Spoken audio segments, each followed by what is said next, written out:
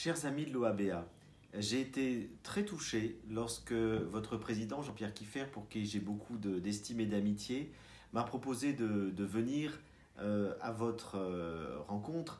Et malheureusement, je n'ai pas pu être présent physiquement, alors je vous envoie à défaut cette petite vidéo, mais sachez que je suis de tout cœur avec vous.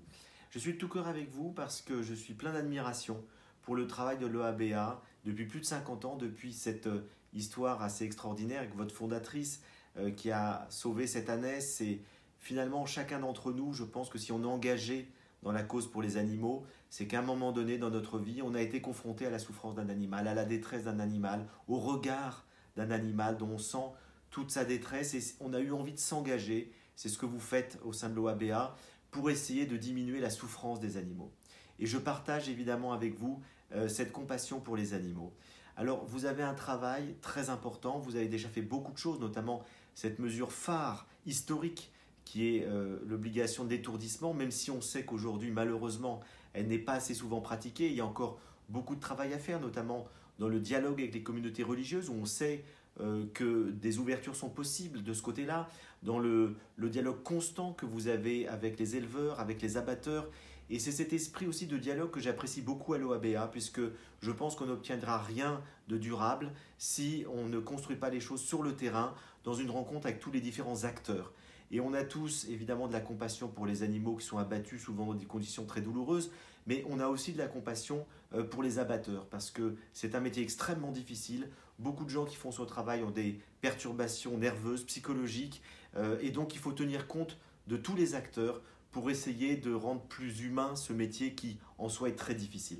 Donc je partage tout à fait votre esprit à la fois de compassion, de dialogue, qui permet d'essayer d'enlever un peu de souffrance sur ce métier et sur cette douleur des animaux qui est très pénible. Et effectivement, je crois que tout ce travail de terrain est absolument nécessaire.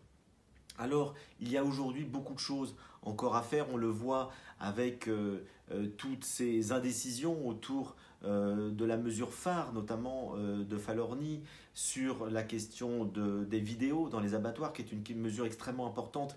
Et à l'heure où j'enregistre ce message, on ne sait toujours pas si elle sera proposée au vote des députés. Donc on voit que le combat continue sans arrêt, qu'il y a encore beaucoup de choses à faire.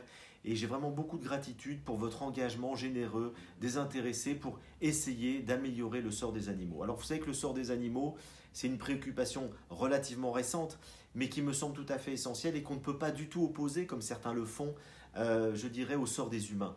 Puisque si on regarde l'histoire, on s'aperçoit que les gens qui se sont battus pour améliorer le sort des humains, pour qu'il y ait moins de souffrance sur Terre, que ce soit pour l'abolition de l'esclavage, que ce soit pour qu'il y ait un monde dans lequel il y ait moins de guerre, que ce soit pour l'émancipation des femmes, que ce soit pour les meilleures conditions du travail des ouvriers, eh ben, ce sont très souvent des gens qui avaient aussi à cœur d'émanciper les animaux, de les rendre plus respectables, qu'on ait davantage de respect pour eux. Et finalement, on ne peut pas opposer ces deux combats. Comme le dit Lamartine, on n'a pas deux cœurs, un pour les animaux, un pour les êtres humains, on a du cœur ou on n'en a pas. Et donc je crois qu'aujourd'hui, la question du respect des animaux, en tout cas de la morale qu'on introduit pour essayer de ne pas les faire souffrir ou les faire souffrir le moins possible, ça me semble un des derniers grands combats que nous avons à mener dans une civilisation qui se veut humaniste. Et il n'y a aucune opposition, bien entendu, entre ce désir de grandir en humanité et ce désir de soulager la souffrance des animaux. C'est un seul et même combat. Et c'est pour ça que Schopenhauer disait, ce grand philosophe du 19e siècle, que la compassion pour les animaux est sans doute l'acte moral par excellence, puisque nous prenons soin, nous avons souci des membres les plus faibles, les plus vulnérables, ceux qui n'ont pas la parole, de notre société globale dans laquelle tous les êtres sensibles sont compris, et pas uniquement les êtres humains.